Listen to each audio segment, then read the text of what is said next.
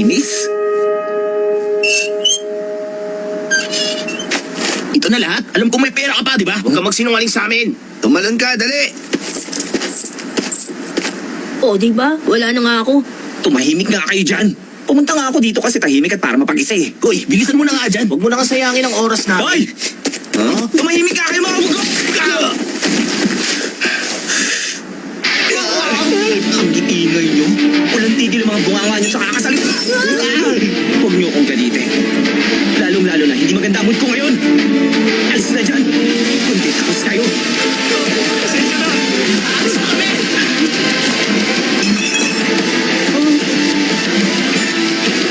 Teka, sandali! Ano? Delikado kung naiiwan mo yan dyan. Baka may mapano. Ayun, Pasensya na. salamat at tinulungan mo ako.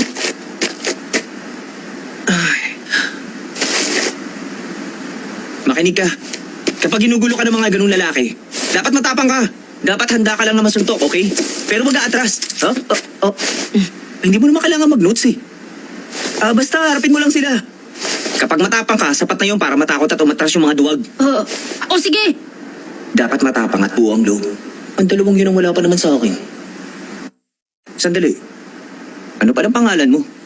Tachibana. Naoto, Tachibana. Ha? Kaano-ano ka ni Tachibana? Kapatid ka ba niya? Opo, meron po akong ate. Ano ba yan? Dapat sinabi mo kagad sa akin. Sandali. Kaibigan ka ni ate? Naoto Tachibana. Oo nga. Mamamatay din siya after 12 years.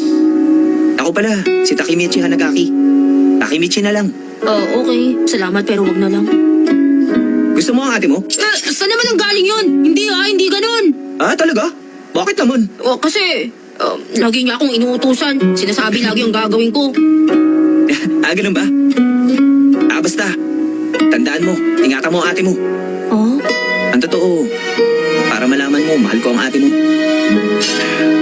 Sa sobrang pagmamahal ko sa kanya, hindi ko na alam ang gagawin. Bigla ako na lang naalala yun ngayon. Alam kong hindi mo naiintindihan. Alam kong hindi ka panipaniwala. Pero sa araw na to, sa 2017, ang nangyari, nahulog ako sa platform sa may release ng tren.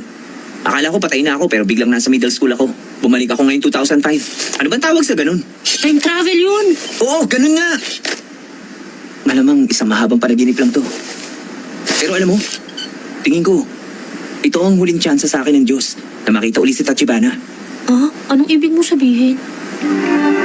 Sa July 1, 12 years mula ngayon, ang mangyayari sa ate mo, mamamatay siya. Pagkatapos, mamamatay ka rin nun. July 1, 2017. Tandaan mo ang petsang yun, Naoto. Tapos protektahan mo ang ate mo. Pero syempre, mahirap yung paniwalaan. Alam ko naman yun.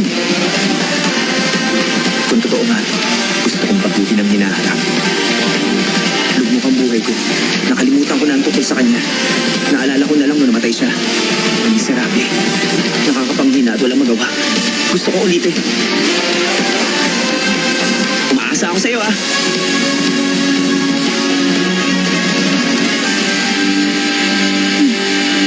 Gagawin ko.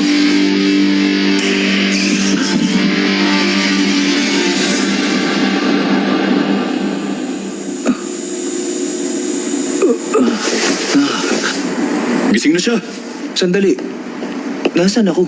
Sa infirmary ng station. Nahulog ka sa platform sa may release ng tren. July 4, 2017? Sige sir, Panaginip lang ba ang lahat? Sandali. Nakaligtas ako dun? Paano? Buhay pa rin ako. Wala man lang akong gasgas. Kung ayos lang, gusto ko makapag-usap kami ng kami lang. O sige, alam mo ba, siya nga pala ang nagligtas ng buhay mo. Long time no see. Sino ka? Ako si Naoto Tachibana. Nung araw na yon, binago mo ang kapalaran ko. Nung araw na yun? Pero, teka, namatay ka. Ang ginawa mo, nag-time travel ka. Kaya nakasurvive ako. At nailigtas kita. Dahil sa pagta-time travel mo, Takemichi, nagbago ang kasalukuyan.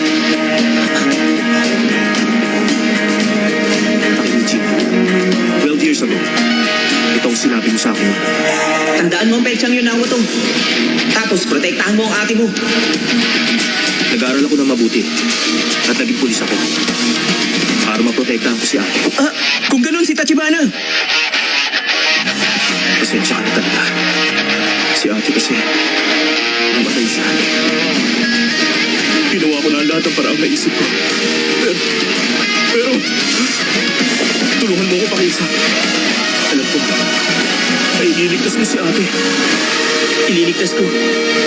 Si Tachibana. Atid sa inyo ni Carl Loloy. Sobrang pagod na. Ayun mahalaga yun. Ha? At saka yun din, pinasa mo ba ang parte niya? Pati yung sumunod na parte. Sobra ka na. Ayan pakitandaan mo yan. 2 araw na ako nakakulong sa apartment ni Naoto. At hindi pa ako natutulog.